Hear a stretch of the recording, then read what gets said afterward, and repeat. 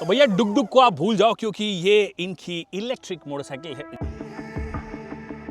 ये है royal Enfield की फ्लाइंग फ्ली C6, उनकी पहली इलेक्ट्रिक मोटरसाइकिल, जिसको कि आज मैं चला चुका हूँ। अच्छे खासे किलोमीटर तो नहीं, बट 90 किलोमीटर के आसपास में चला चुका हूँ। और उसके बाद में मेरे क्या इंप्रेशंस हैं, किन चीज़ों के लिए मुझे इसने इम्प्रेस किया, कौन सी चीज़ें और बेहतर हो सकती थी, क्या ये वाकई में रॉयल एनफील्ड का जो बैज है, वो जो ऑनर है, उसको कैरी कर सकती है, किन लोगों के लिए बनी है ये, उन सब चीज़ों की बात करेंगे आज के इस वीडियो में। नमस्कार, खमगड़ी दिव्य सज्जनों, मेरा नाम है विकास योगी, आप देख रहे हैं और योगी, और आज मेरी सवारी रॉयल एनफील्ड की फ्लाइंग फ्ली C6 होगी।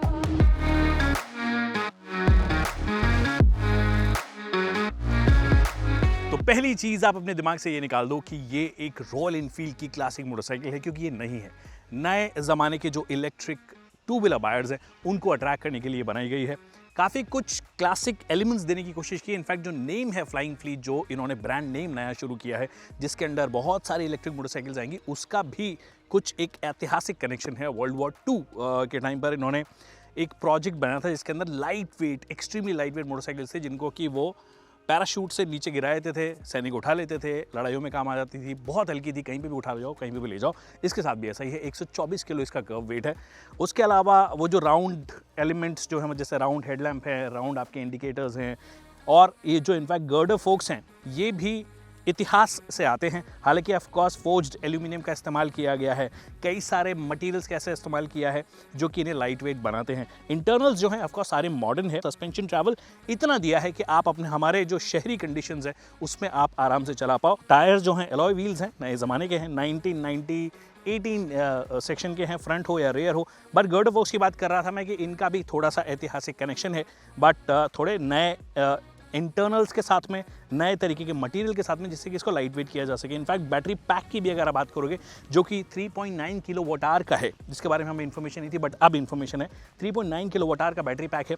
और ये जो केसिंग है, ये भी आपकी मैग्नीशियम से बनी है, जो कि एक तो हीट को ज़्यादा बेहतर तरीके से हैंडल करता है, फिर लाइट वेट भी बनाता है, तो वो चीज़ एक अच्छी है। इसके साथ में फ्रेम की भी बात करोगे तो वहाँ पर भी फोर्ज्ड एल्यूमिनियम या कास्ट एल्यूमिनियम, इन सब का इस्तेमाल हुआ है, जिससे कि ओवरऑल लाइट वेट रखा गया है। सीट्स भी देखोगे तो आपको लगेगा कि भैया छोटू सीट्स है। ये डिज़ाइन की मोटी मोटी बात हो गई, बट कहने का मतलब ये है कि अगर आप उस वाले दिमाग से आ रहे हो कि भैया ये तो रॉयल एनफील्ड है, तो रोड प्रेजेंस सिग्निफिकेंट होनी चाहिए, एकदम धाकड़ लगनी चाहिए, तो ज़रूरी नहीं है कि रॉयल एनफील्ड फ्यूचर में कोई भी मोटरसाइकिल बनाएगा तो उसी लेगेसी को दिमाग में रख के बनाएगा। उस लेगेसी को कंटिन्यू करने के लिए वो ऑलरेडी वैसी वाली मोटरसाइकिल्स बना रहे हैं। आपको अगर चाहिए तो 249 किलो के आसपास की मोटरसाइकिल्स भी इनके पास में, 243 किलो के आसपास की, वो ले सकते हो आप। ये उन लोगों के लिए है जिनको light weight electric urban solutions के लिए मोटरसाइकिल चाहिए।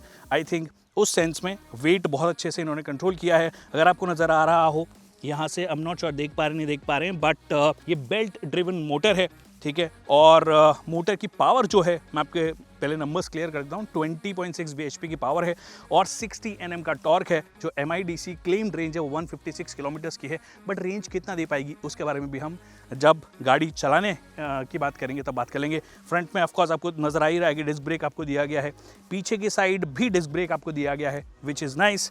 तो स्टॉपिंग डिस्टेंस, ब्रेकिंग कैसी है उसके बारे में भी आगे बात होगी।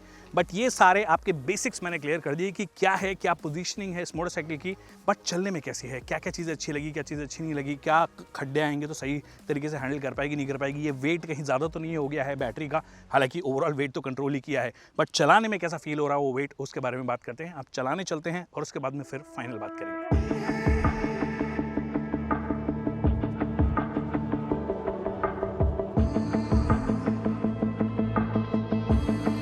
जैसे ही आप इस मोटरसाइकिल पे बैठेंगे तो आपको ये चीज़ रियलाइज़ होगी कि बॉस ये रॉयल एनफील्ड नहीं हो सकती है, इतनी हल्की और इतनी नैरो। एक बार को आपको लगेगा कि शायद बच्चों के लिए बनाई गई है मोटरसाइकिल, पर अगर आप इस नए ब्रांड फ्लाइंग फ्ली की फिलॉसफी को देखें तो एक्चुअली वही है। अर्बन सेंटर्स के लिए बनाई गई है, ऐसी बाइक है जो कि कहीं भी चला सकते हो, यूनिसेक्सुअल अपील है और मोस्ट इंपॉर्टेंटली लाइट वेट है। और इन पैरामीटर्स पे बाइक एक्चुअली खरी उतरती है। इतना ईजी है इस मोटरसाइकिल को चलाना, इवन ट्रैफिक वाले एरियाज में, कि आप स्ट्रेस फ्री रहोगे। आराम से टर्न भी हो जाती है, सकड़ी से सकड़ी जगह से भी आराम से निकल जाती है, जो कि आप किसी और रॉयल एनफील्ड से उम्मीद भी नहीं कर सकते हो। जब मैंने बाइक चलाना शुरू किया तो बैटरी थी 97% पे और एस्टिमेटेड रेंज अराउंड 113 किलोमीटर की। अब रियल में कितना देगी वो आपको आगे पता चल जाएगा इसी टेस्ट में, बट अच्छी बात यह है कि मोटरसाइकिल ठीक ठाक पावरफुल लगती है, स्पेशली अगर आप इसे हाईवे और परफॉर्मेंस राइडिंग मोड्स में चलाते हो। परफॉर्मेंस मोड में तो एक्चुअली बेहद फास्ट लगती है, इंस्टेंट टॉर्क की अवेलेबिलिटी टिपिकल ईवीज के केस में जो होती है, और कंसिस्टेंट पावर है। फिर साथ में इसका लाइट वेट होना इसको फन टू राइड बना देता है। वहीं पे अगर आप सिटी में चला रहे हो तो इको मोड में रख सकते हो। यहाँ पे टॉर्क को थोड़ा मेलो डाउन किया गया है, जिससे कि शहर में भी अगर आप चला रहे हो बम्पर टू बम्पर ट्रैफिक में तो वहां पे आपके लिए आसानी हो, इंटिमिडेटिंग ना लगे आपको। और इस मोड में टॉर्क और पावर दोनों की डिलीवरी रिस्ट्रेन्ड लगती है, बट कम नहीं लगती है।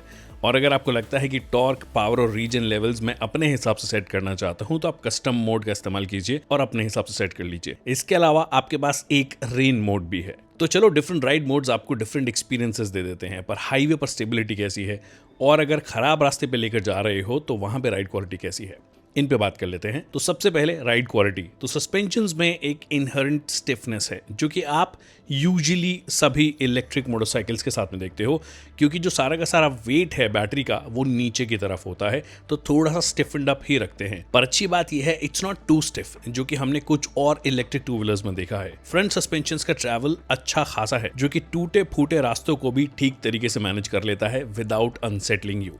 पर यह बात भी है कि हाई स्पीड्स होने पर भी थोड़ा सा बाउंस भी आपको फील होता है, अगर हाईवे पे हल्के फुल्के अनइवन पैचेस भी आपको मिल गए और वहां पे आप थोड़ी और स्टेबिलिटी की उम्मीद करते हो। अगर रोड्स अच्छे हैं तो स्टेबल रहेगी, बट अगर थोड़ा भी हाईवे पैच वर्क है या अनइवन सेक्शन है तो इतना स्टेबल नहीं होगा। But that doesn't mean you want be confident. इसका लाइट वेट होना बहुत सी इन कमियों को दूर कर देता है, क्योंकि हैंडलिंग अच्छी है और लाइट वेट होने की वजह से इसे कंट्रोल करना बहुत इजी है। ब्रेकिंग हाउएवर मुझे उतनी खास नहीं लगी। यस, रीजन है, पर अगर आप इसको इको या हाईवे मोड में ले जा रहे हो तो थ्रॉटल को उल्टा ट्विस्ट करोगे तो स्पीड सिग्निफिकेंटली कम हो जाएगी। बट सडन ब्रेकिंग या इंस्टेंटली अगर आपको रोकना हो तो उस वक्त मैकेनिकल ब्रेक्स उतने कॉन्फिडेंस नहीं देते हैं आपको। तो हाई स्पीड कर रहे हो और अचानक ब्रेकिंग करनी हो तो थोड़ा केयरफुल रहिए। सिटी स्पीड्स पर कोई दिक्कत नहीं आएगी। जहां तक रेंज की बात है तो आप इसके 3.9 किलोवाट आवर बैटरी पैक के साथ में मिक्स कंडीशंस में अराउंड 90 से 100 किलोमीटर की रेंज निकाल पाओगे। I could manage a range of around 85-90 kilometres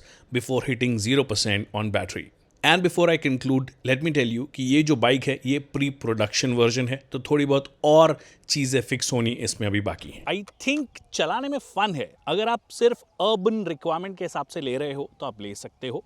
सिर्फ सीट जो है, मुझे ऐसा लगा कि अगर आप थोड़े से लंबे चला रहे हो, वैसे इसको लंबा चला नहीं पाओगे। जैसे मैंने बोला कि रेंज जो है वो टॉप आप 100 किलोमीटर के आसपास आई थिंक इसकी रेंज निकाल पाओगे। आप बहुत ही तमीज़ से चलाते हो तो शायद 115, 120, but that's the range that you will be able to extract. But अगर आप लंबा चलाते हो तो सीट जो है उतनी ज़्यादा कंफर्टेबल नहीं लगती है। सिंगल आदमी के हिसाब से ठीक है, या फिर पीछे बच्चा अगर बैठ रहा है, या अगर आप पतले कपल हैं दोनों के दोनों, तो फिर आपके लिए ठीक हो सकती है। But overall I think it's a fun motorcycle. मुझे मज़ा आया इसको चलाने में।